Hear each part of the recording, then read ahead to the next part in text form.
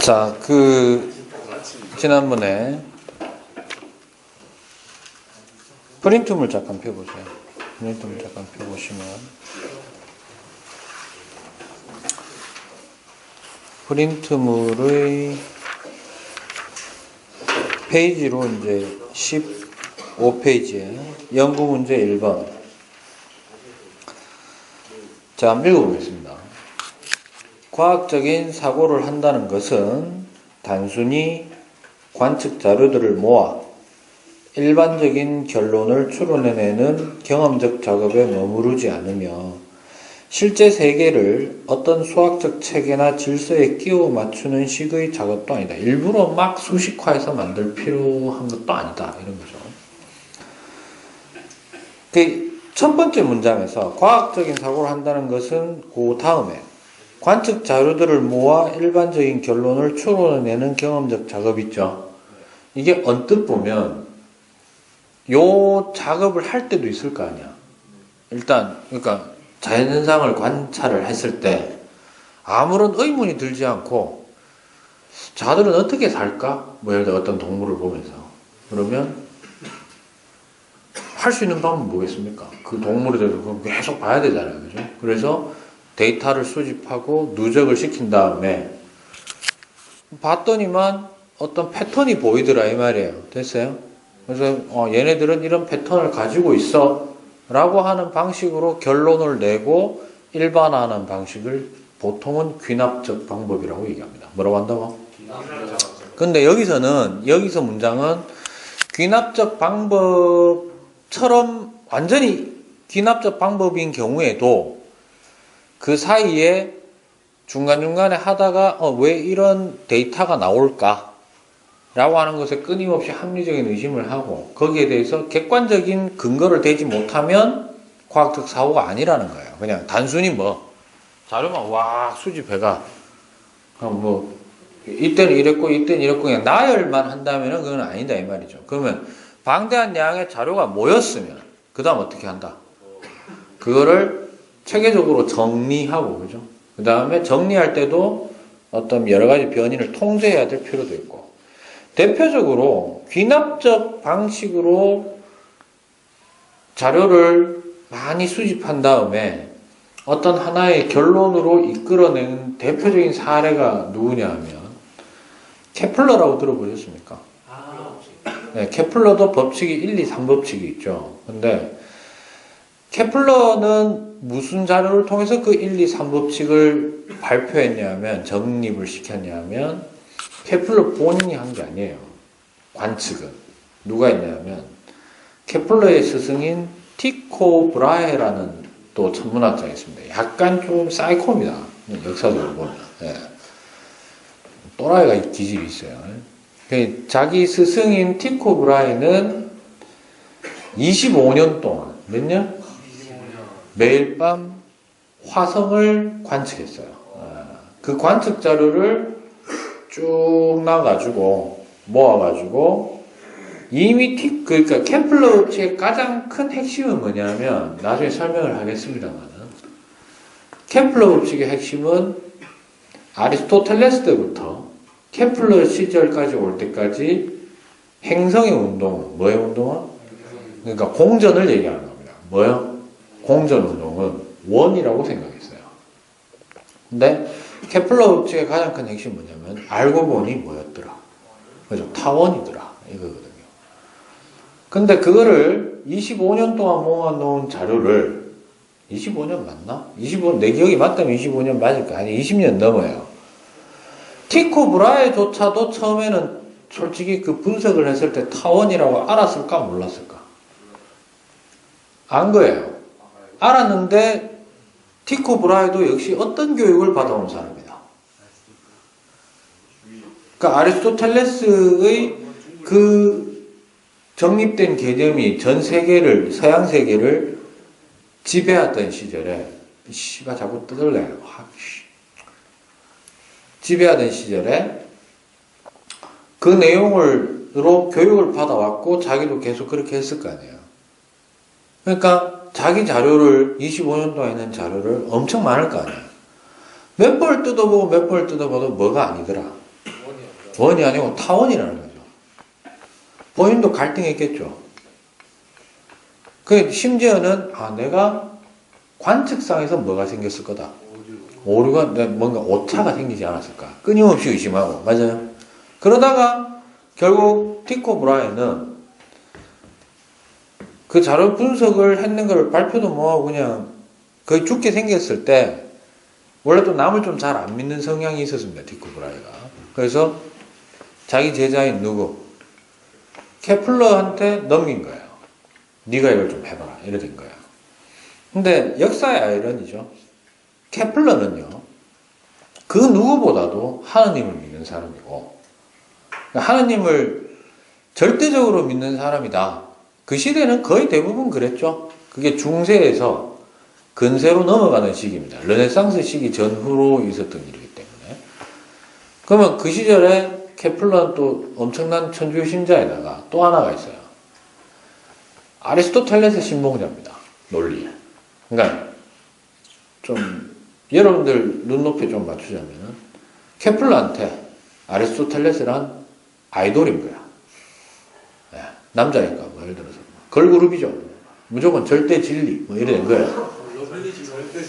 됐어?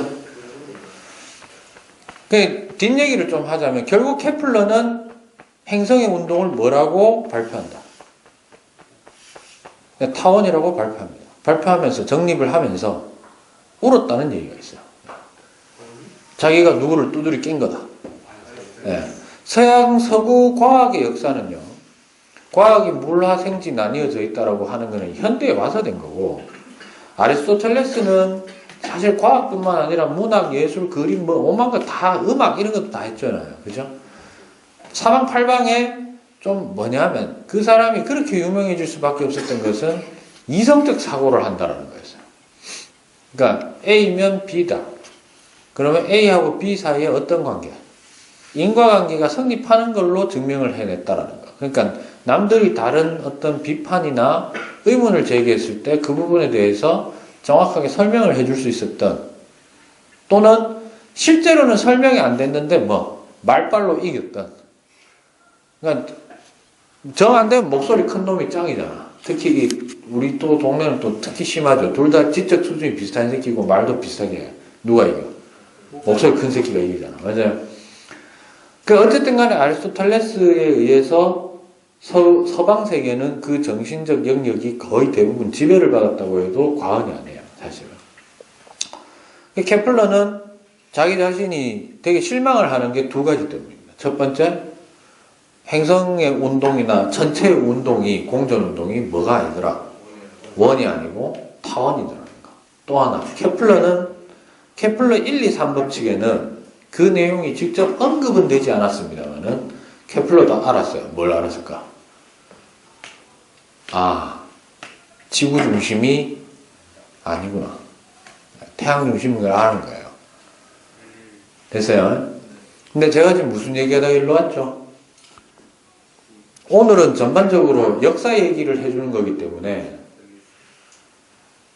뭔 얘기하다가 일로 왔지? 지금 주제가. 케플러 아이돌인가? 지금 과학적 사고예요. 어떤 거의 대표적인 사례라고 했지 내가? 지금 기납적 방법에 대한 대표적인 사례를 얘기하는 거예요. 알겠어요? 기납적 방법에서 케플러가 어쨌든 간에 케플러가 티코 브라이가 남겨놓은 25년 동안 수집한 무슨 궤도? 누구의 궤도? 행성 중에 화성의 궤도입니다. 화성의 궤도 자료를 분석하는 데만 10년이 걸립니다. 10년 동안 걸렸는 거는 뭐 케플러가 천천히 했을 수도 있지만 이제 요즘 사람들이 추정하기에는 그거라고 생각하는 거예요. 케플러는 계속 뭐라고 믿었을까? 원. 간만 봐도 원인데. 그죠? 원이어야만 하는데. 맞아? 근데 보면 볼수록 어떻더라? 이걸 어떻게 정리해서 얘기해야 되느냐 이거죠. 케플러 법칙은 엄밀히 얘기하면 완벽하게 법칙이라고 얘기하기는 좀 어려워요. 근데 이제 어쨌든 그 자료는 언제 몇 시에 화성을 보면 어떤 모양이고 어디에 위치하고 이런 자료들일 거 아니야. 맞아? 그걸 통해서 세 가지를 정리해냅니다. 첫 번째, 행성의 궤도는 타원이다. 뭐다? 타원이다. 두 번째, 타원 운동을 하다 보니까 속도가 원 운동이었으면은 등속인데 타원이 되다 보니까 어떻게 된다? 부등속의 세계로 이제 드디어 왔는 거예요. 자연 상태에서도 빨라질 수도 있고 느려지기도 하고. 그럼 언제 느려지노? 태양으로부터 멀어질 때도 있고 가까워질 때도 있다는 거예요. 그럼 가까워질 때는 안 빨려 들어가야 되니까 빠르게 지나가고, 멀어질 때는 너무 빨리 지나가면 또 빠져나가 버리니까 느리게 돌고. 됐습니까? 그게 이제 이 법칙이에요. 가까운 데서는 빨리 돌고 먼 데서는 천천히 돌더라. 이렇게 있고. 3법칙은 뭐였냐면 화성 말고도 다른 것도 받는 거야. 이제 케플러가 진짜 이게 타원인지 봤더니 어떻더라. 다 타원이거든. 거기다가 태양이 중심에 있다는 것도 알게 되고. 그래서 알아낸 사실이 태양으로부터 멀리 떨어진 놈일수록 그 말은 공전 궤도의 규모가 어떨수록 클수록 한 바퀴 도는데 걸리는 시간은 많이 걸리더라 이거야. 됐니? 그러면 우리가 요래 생각해보자. 그 세 가지 법칙은 케플러가 얘기한 것은 뭐가 빠져 있습니까? 우리도 할 수 있을까 생각 안 드나? 관측 자료만 있으면. 그러니까 딱히 뭔가 의문을 가지고 접근한 게 아니죠. 내가 여기에 대해서 뭐 좀 알아봐야 되겠다 이게 아니고, 굳이 얘기하자면 어떤 뭔가 현상에 대해서 의문이 나는 거에 대해서 문제 제기된 거에 대해서 이유나 뭔가를 찾으려고 자기가 의문을 가지고 접근한 게 아니라 아리스토텔레스가 얘기한 대로 정말로 원운동, 굳이 얘기하자면 원운동을 전부 다 하고 있을까? 이런 거죠. 거기에 대한 답으로 실제로 본인이 한 건 아니지만 관측한 내용을 정리해서 표현 자체를 언제 어디에 뭐가 있었다라는 걸 쭉 나열한 게 아니고 알고 보니까 이걸 전부 연결해보니 분석해보니 뭐더라? 타원이더라. 빨리 돌기도 하고 느리게 돌기도 하고 실제로 그러하다라는 것을 정리한 거예요. 그것만으로도 과학적으로 상당히 어떻다? 의미가 있다 이겁니다. 됐습니까? 그런데 이 케플러가 법칙 3개를 발표해 놓은 거를 뉴턴이 건드립니다. 훗날. 왜 건드렸을까? 케플러가 발표하고 나니까 수많은 과학자들 사이에서 논쟁이 된 게 있어요. 뭘까요? 논쟁이 된 게 있어요. 뭘까요? 왜 그런 운동을 하느냐에 대한 거였어요. 근데 봐봐. 케플러 내가 대략 1, 2법칙을 대략 얘기해줬죠. 지금 1, 2, 3법칙을.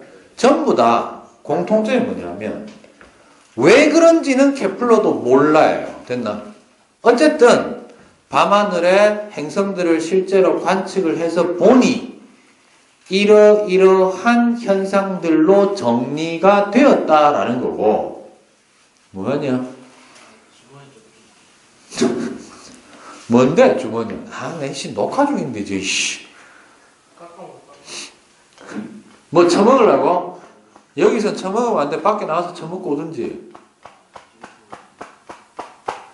저게 또 성질 건드려 오늘. 기분 안 좋다 그랬자? 편집하기도 귀찮아 죽겠는데 그냥 올려 오늘. 씨발 까먹었잖아. 어디 가있노 내가? 큰일 났다 요즘 메멘토다. 왜 할까? 그러니까 왜 그런 타원 운동을 한다 정리는 했어. 근데 왜 하는지에 대해서는 설명을 못 한 거예요. 그럼 뉴턴이 케플러 법칙을 건드린 이유는 바로 뭐냐? 왜 그런지에 대해서 이제 설명을 해내는 겁니다. 그래서 케플러 법칙의 각각에 대해서 설명을 하기 위해서 끄집어낸 게 뭐냐면 만유인력의 법칙이고요. 만유인력의 법칙을 이용해가지고 결국 뉴턴이 케플러 1, 2, 3법칙을 설명을 다 할 수 있었던 거예요. 인과관계로.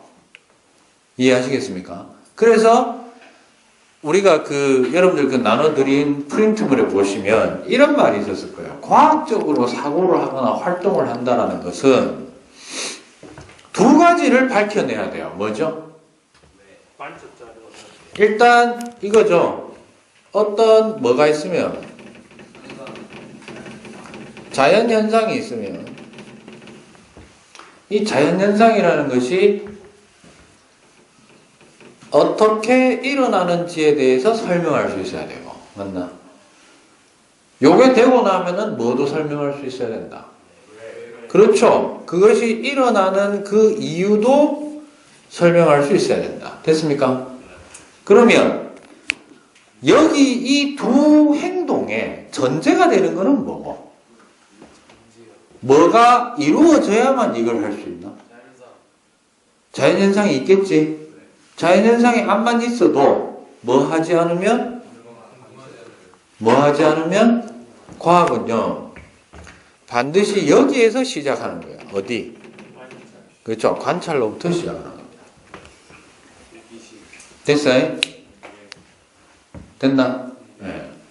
그래서 어떻게, 그러니까 우리가 정말로 그 어떤 현상을 딱 봤는데 그것을 어떻게 어떤 과정을 통해서 일어나는가를 말로도 표현할 수 있어야 되지만은 글로 진술할 수도 있어야 되는 거야. 근데 그걸 누구나 봐도 객관적이어야 된다. 뭐 해야 된다?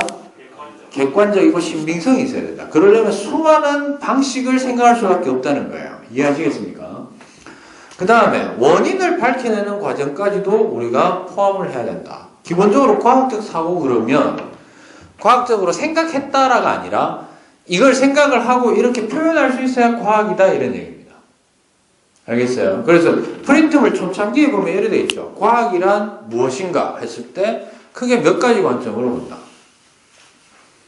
프린트물에 보면 두 가지 관점으로 보는 거에 따라서 과학은 본질이 다르게 정의가 될 수 있는데 제가 나눠드린 자료에서는 첫 번째 실용성 여부로 볼 거냐 혹은 합리적으로 어쨌든 그 지식 체계를 생각할 거냐 이거잖아요. 그죠?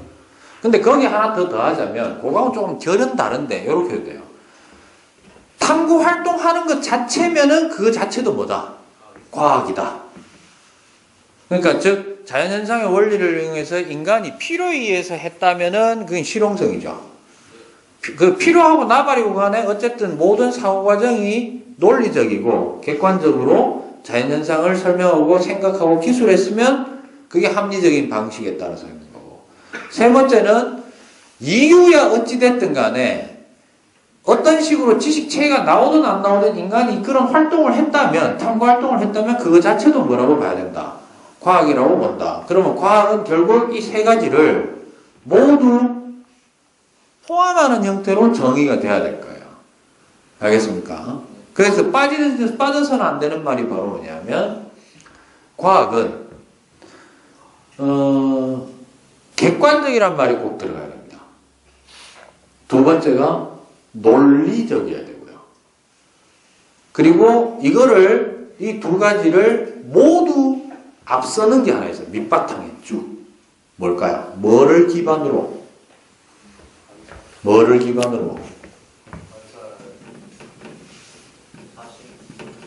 사실을 기반으로 한 것이어야 된다. 됐습니까? 사실은 영어로 뭐고? 주의 true는 참입니다. 됐어? 지금도 좀 재밌는 얘기를 해드릴게요. 잘 들어. 뭐래?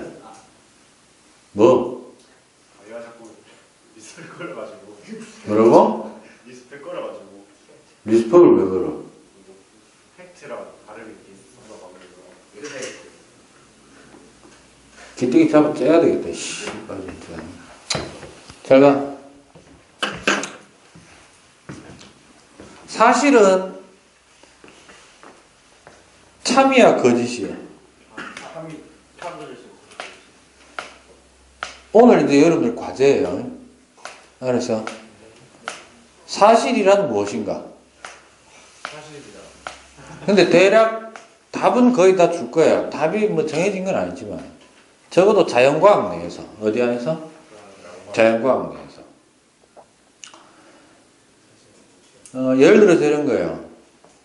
곽동주가 예를 들어서 이런 경우라고 합시다. 미안하다. 예를 하나 드는 거예요. 알겠어요? 과학에서 얘기하는 사실이라는 것은 관찰된 모든 것을 사실이라고 합니다. 뭐라고? 그럼 관찰되지 않는 것은 사실이 아니라 사실로 인정을 안 합니다. 보통. 물론 인정하는 경우가 살짝 있어요. 합리적 관점에서 바라보는 과학에서는 굳이 관찰이 되지 않더라도 여기서 얘기하는 관찰은 다른 말로 바꾸면 이렇게 됩니다. 경험입니다. 관찰은 보통 시각적인 걸 많이 얘기하죠. 근데 시각적인 것뿐만 아니라 모든 오감, 감각, 경험 됐어요. 경험을 기반으로 한 것을 우리는 과학이라고 얘기를 하는 거예요. 그럼 예를 들어서 이런 거야. 내가 지금 얘기하고자 하는 건 이런 거예요. 그 과학적인 진술이라는 게 있어요. 뭐가 있다고? 내가 굳이 여러 책을 내가 다 뒤져봐도 그게 정확한 그게 없는데 가장 가까운 말이 진술인데 뉴턴, 케플러는 법칙이지. 맞아? 그런데 너 중학교 때 베게너 들어본 적 있나? 베게너는 뭐고? 베게너 대륙, 이동, 법칙이가 설이죠. 네, 또 하나 돌턴의 원자 법칙 아니죠. 그 영어로도 좀 달라요. 설은 이론이야, theory. 법칙은 law예요. 그 차이를 조금 얘기해 주려고 하는 거야. 근데 나오는 게 되게 많아. 언명, 뭐 법칙, 원리, 이론, 개념, 지식, 사실 뭐 이래 나오거든. 그러면 그런 말들을 또 뭐하고 또 구분해 줘야 되냐? 아까 너희들이 했던 진실, 진리, 거짓, 뭐 가설, 가정 이런 말들하고 구분을 정확하게 할 수 있어야 된다. 그거를 좀 이따가 뉴턴하고도 좀 연결해서 할 건데 사실은 이런 거예요. 사실이란 직접 경험된 거예요. 뭐라고? 경험된 거. 예를 들자면 이런 거예요. 아까 경험되지 않으면 사실이 아닐 수도 있다 그랬지. 내가 이 표현을 이렇게 해볼게. 해가 동쪽 지평선 부분에서 아침에 또 올랐습니다는 사실이야? 아니야? 사실이 실제로는 태양이 움직인 적은 없는데. 괜찮아요. 사실이. 그렇잖아. 네. 천동설을 믿던 시절에는 사실이죠. 지구가 중심에 있고 지구가 가만히 있고 태양이 또 올랐어요. 태양이 움직인 걸로 표현했잖아. 움직인 주체는 분명히 다르잖아요, 지금. 그 시절 맞죠? 근데 지동설로 바뀌고 나니까 어떻게 됐다? 실제로는 뭐라고 얘기해야 돼? 태양 가만히 있었는데 지구가 자전하면서 지평선이 아래로 내려갔다. 이렇게 얘기해야 되죠? 맞아? 요즘은 상대성 이론에 의하면 둘 다 맞아요. 알았어요? 예를 들어서 이런 거야. 지금 너네가 절대로 이해 못하는 거. 왜냐하면 관점 체계가 다르기 때문에. 예를 들어서 이런 거야. 내가 이거를 휙 이렇게 던졌잖아. 누가 운동했어? 막대기가 운동했지? 맞아. 근데 막대기는 가만히 있고요. 우리가 반대로 움직였다고 해도 돼요. 상대성 이론에서는 다 상대성이라는 건 이거야. 꼭 움직임 주체가 꼭 있어야 돼. 그게 아니고 움직임이라는 것이 관측됐으면 상대편이 볼 때는 상대가 운동한 걸로 보인다 이거예요. 그것도 뭐다? 참이다 이거야. 사실이다 이 말이야. 됐어요? 그럼 예를 들어서 이런 거야. 동주가 어느 날 아침에 일어났더니 해가 뜨는 걸 보려고 이렇게 동쪽을 뚝 보고 있었어. 그런데 갑자기 뒤편에서 뭔가 빛이 쭉 들어온다는 느낌이 받은 거야. 동쪽을 바라보고 있는데 뒤편에서 쭉 빛이 바라본다는 건 어느 쪽이지? 서쪽. 그래서 동주가 놀라서 뜩 봤더니 서쪽에서 태양이 떠오르고 있어요. 있었다고 합시다. 알겠니? 동주가 봤어요. 알겠나? 사실이 아니야. 그 개인에게는 사실입니다. 알겠어요? 문제는 그 사실이라는 것이 참이냐 거짓이냐는 증명해내기 나름이다 이런 거죠. 무슨 말인지 알았어? 좀 더 쉽게 갈게요. 자네 승미 저 새끼가 예를 들어서 커피를 졸라 좋아한다 합시다. 알겠습니까? 나이도 얼마 안 됐는 게 벌써부터 믹스 커피 막 보면 막 한 장에 막 당 떨어질 때마다 처먹고 막 이런다고 합시다. 알겠어요? 근데 내 수업 시간에 나도 마찬가지로 내가 커피를 좋아하는 사람이라 합시다. 알겠어? 그래서 전뭐 예를 들어 오늘 여기 앉았어. 근데 내가 수업하면서 커피 한 잔을 먹다가 여기 놔두고 잠깐 좀 장 트러블이 생겼어. 알았어? 그래가지고 야 잠깐만 내 화장실 갔다 올 테니까 잠깐 조용하고 있어. 나갔다. 됐나? 예. 나갔다 왔는데 컵이 비었어. 오케이?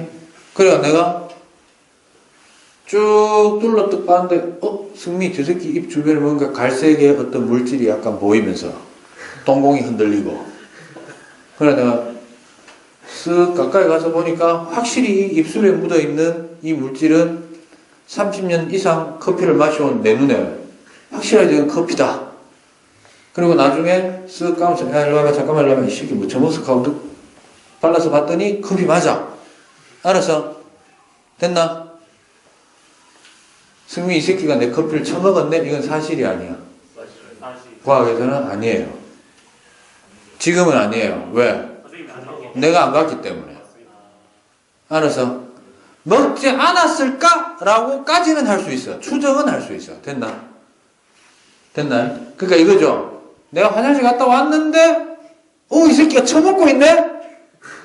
그래서 지금 커피를 내 거를 처먹고 있네 감히 이거는 뭐다? 이건 사실이요. 알았어? 됐어? 근데 여기서 이제 문제가 있는 거야. 잘 들어. 아까 이제 서쪽에서 태양이 떠오른다라는 형태와 비슷한 건데 이거야. 여기 있는 학생들이 저 새끼가 커피를 처먹는 동안 다 잔 거야. 알았어? 카메라도 내가 꺼놨고. 그러니까 본 사람이 내밖에 없어. 알겠어요?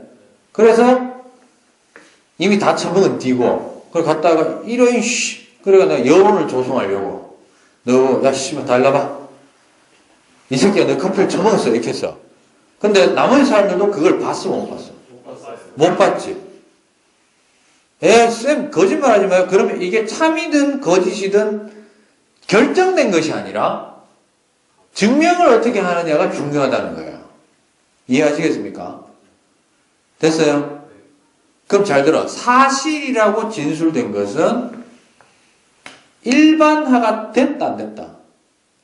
항상 돼 있는 건 아니다 이 말이야. 모두에게 적용할 수 있는 것도 아니고.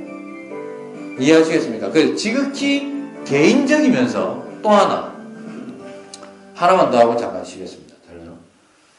관찰 역시 오류가 많아요. 뭐가 많다고? 관찰 역시 오류가 많습니다. 대표적으로 어디에 의존하느냐 하면 첫 번째 감각. 왜곡된 감각. 뭐냐면 여러분들 17년 살았죠? 만으로는 조금 다르겠지만 어쨌든 횟수로 17년 살았지. 그 다음에 여러분들이 살아온 인생만큼 나도 17년을 고등학교 1학년 시절 지내고 했을 거야. 맞아요. 더 어렸을 때. 그러면 살아오는 동안 각자 느끼는 오감의 감각이 같나 다르나? 다르죠. 그러면 감각 때문에 다르게 느껴질 수도 있다는 얘기예요. 굳이 장애인이 아니라도. 그러니까 감각 마비가 있으면 그거는 아예 다른 건데 느낌 자체가 다를 수 있다는 겁니다. 그러니까 예를 들어서 윤대현 밴드 콘서트 하고 있는데 가서 우와 저 시끄럽네 하는 사람이 있는가 하면 더 크게 이지라면서 막 스크린 막 지르는 새끼도 있을 거 아니야. 맞아? 그러면 둘이가 가지고 있는 귀의 고막은 같은 인간의 고막인 거는 맞지만 받아들이는 정도는 어떻다? 다르다라는 거죠. 그러면 진술이 어떻게 될 수 있다? 둘 다 경험해도 다르게 될 수 있다. 즉 사실이란 완벽하게 객관적이라고는 할 수가 없다. 두 번째, 인지적으로도 오류가 생길 수 있어요. 왜? 자기가 가지고 있는 지식, 원래 배경 지식에 따라 다르게 볼 수도 있는 거라. 오케이? 그러니까 예를 들어서 뭘 설명해 주면 좋을까? 예전에 여러분들 인터넷 같은 데 보면 이런 그림 본 적 있어요? 어떻게 보면 할매 얼굴이고 어떻게 보면 젊은 여성이고 이런 그림이 있거든요. 그 그림은 처음에 봤을 때 젊은 여성이 보이느냐 할매가 보이느냐 이거는 그 사람이 어떤 인지적 구조를 먼저 우선적으로 활성화시켰느냐 이거에 따라 다르다라는 거거든. 그러면 분명히 봤는데 어떤 사람은 뭐라고 하고? 할매가 먼저 보였는데? 근데 어떤 사람은 여성이 이렇게 고개 돌리고 있는 모습이죠. 예. 할매는 이렇게 하고 있고. 됐어요? 그러면 똑같은 걸 봤는데 분명히 똑같은 그림이잖아. 똑같은 그림에 대해서, 똑같은 현상에 대해서 다르게 봐드릴 수도 있다. 이 두 가지만 봐도 사실이라고 하는 것은 관찰된 것을 사실이라고 하지만 그 사실이라는 게 반드시 참으로 받아들여질 수는 없다는 거예요. 실제로 일어났다 하더라도 그러면 최소한 증명을 하려면은 아까 같은 상황이 어떻게 돼야 돼? 승미 저 새끼가 내 커피를 처먹었어 라는 것을 증명하려면 뭐지? 내가 녹화를 떴거나 아니면 너희 중에 한 명이라도 같이 봤거나 맞아요? 같이 봤다 하더라도 그게 소수면은 다수를 못 이길 수도 있는 거고 이해하시겠습니까? 증명이야 사실 나중에 결국 하면 되죠. 어떻게? 뱉어서 보자. 아직 흡수가 되지 않았을 시간이니 뭐 이렇게 할 수는 있는 거죠. 즉 이러한 부분에 대해서 그러니까 이게 인류 초창기에는 지금처럼 내가 지금 얘기한 것처럼 엄청난 잣대를 들이댔을까 안 됐을까? 초기에는 엄청난 잣대는 아닌데 엄격하지 않았단 말이야. 상대적으로. 그래서 그 시절 아리스토텔레스가 일단 시작이라고 보고요. 대부분 그쪽으로 보거든.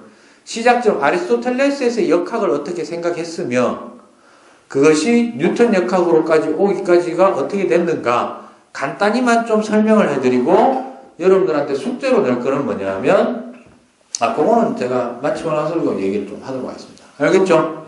이해하시겠습니까? 오케이. 잠깐 쉽시다. 화장실 갔다 오세요.